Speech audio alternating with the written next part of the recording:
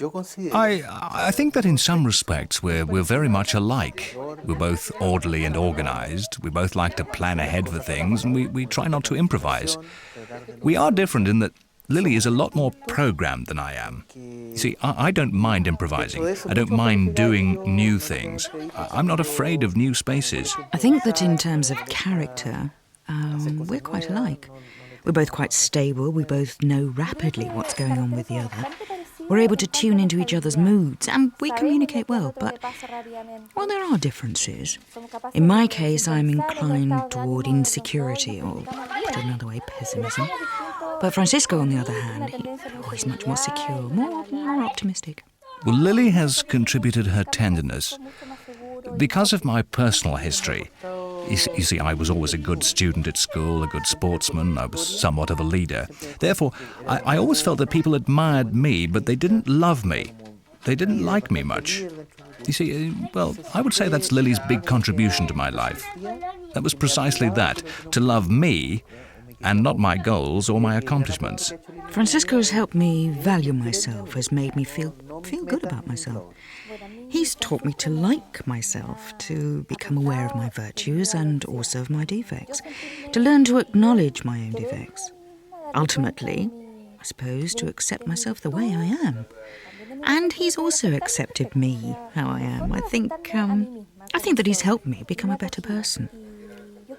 I mean, I love my profession. I enjoy medicine very much, and particularly my own specialisation. I'm a dermatologist, but I chose this specialisation precisely because it allowed me to build and develop a family life far more freely.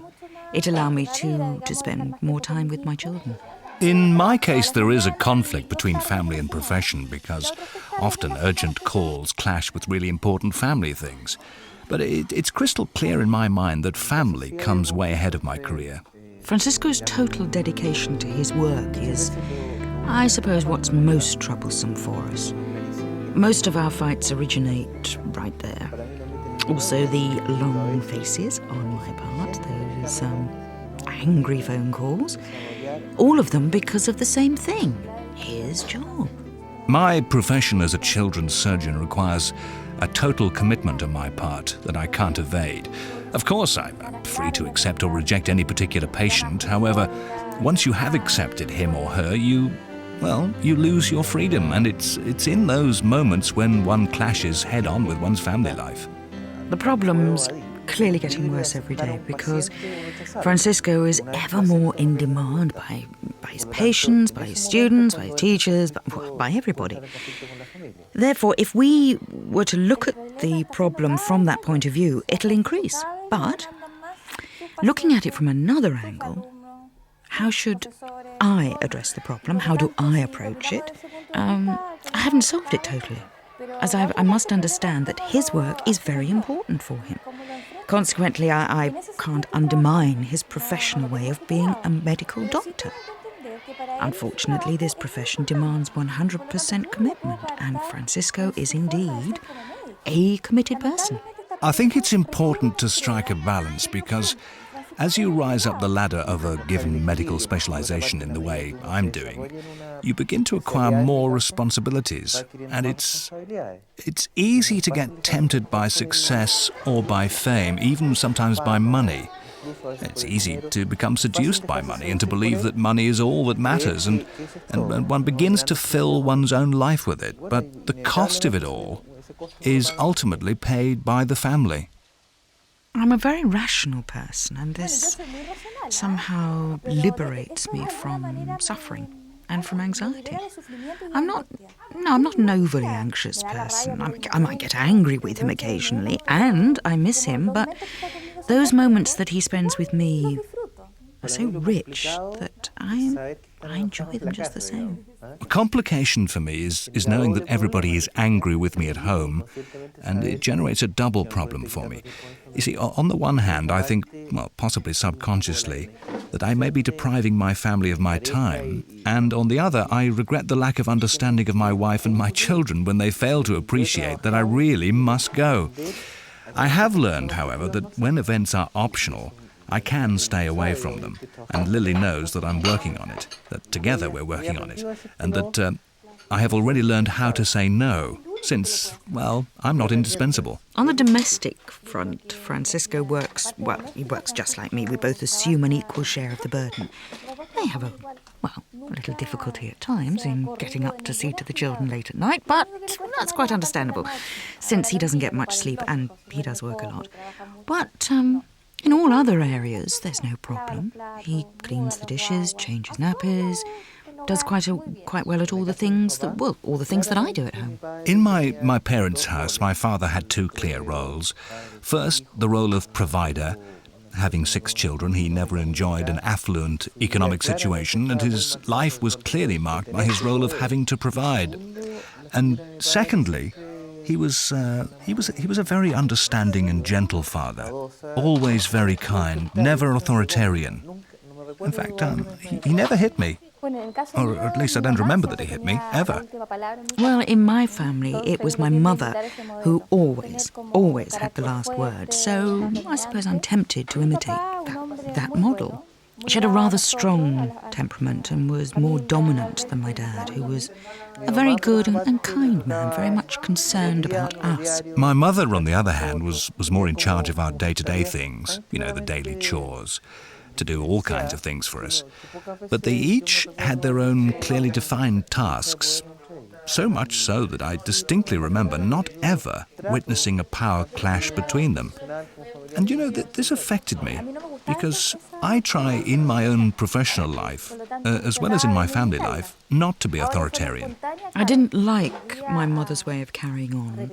Instinctively, perhaps, I am tempted to impose my will, but since I realise that this isn't right, I don't find it difficult to give in. I mean, Francisco is not like my dad. Francisco simply doesn't allow me. He doesn't accept anything like that. The first time that I tried to command something, he simply didn't accept it. He said no, and that was it. No.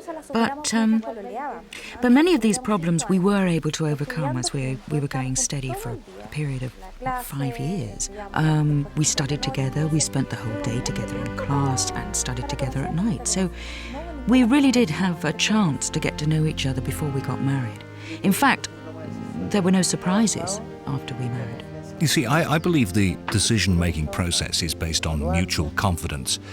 And this is something that we've really worked at, evaluating ourselves, generating trust in each other.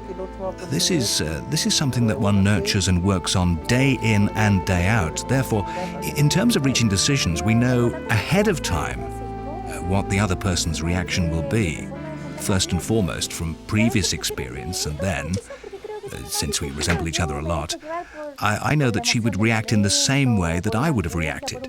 I trust Francisco so much. I mean, his maturity, his way of approaching life, that on certain occasions I prefer that he's the one to make any given decision, since occasionally I'm driven by the emotion of the moment, or by anxiety, or by fear, and I don't see clearly.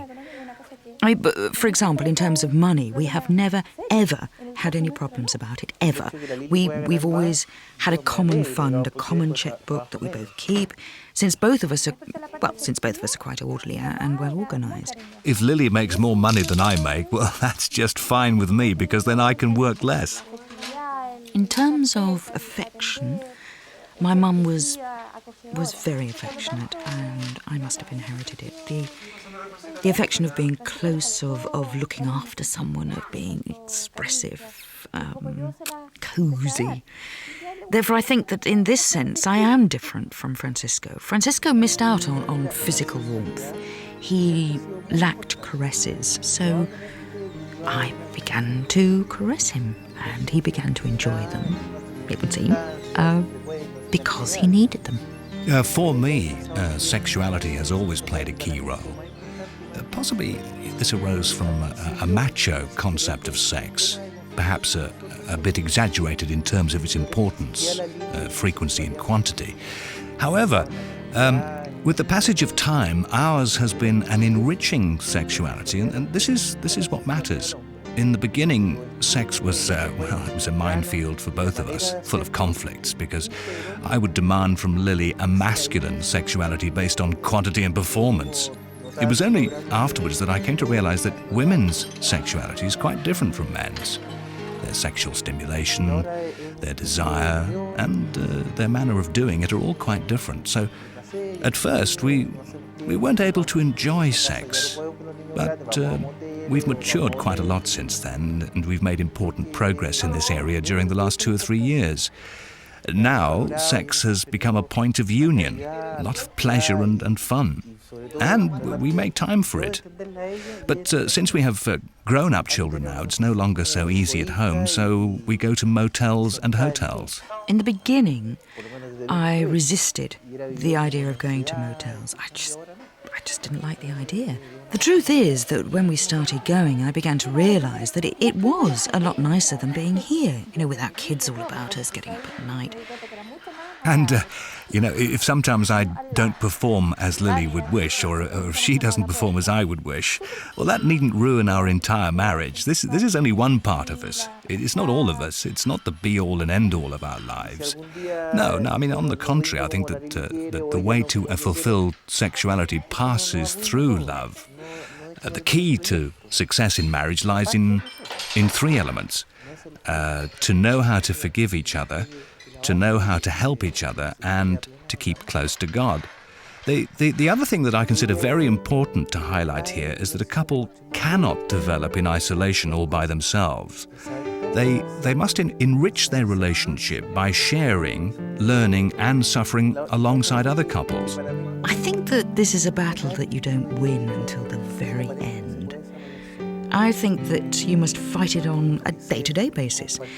But as you mature, as you grow, you see things more clearly, and you realise that it's better to live your life in a less programmed way, enjoying what you have, being aware and mindful of what you have, appreciating and valuing what you have. And in the end, for me, it means to enjoy Francisco, to enjoy my family, to enjoy my work, to enjoy each moment of my present life as it is now.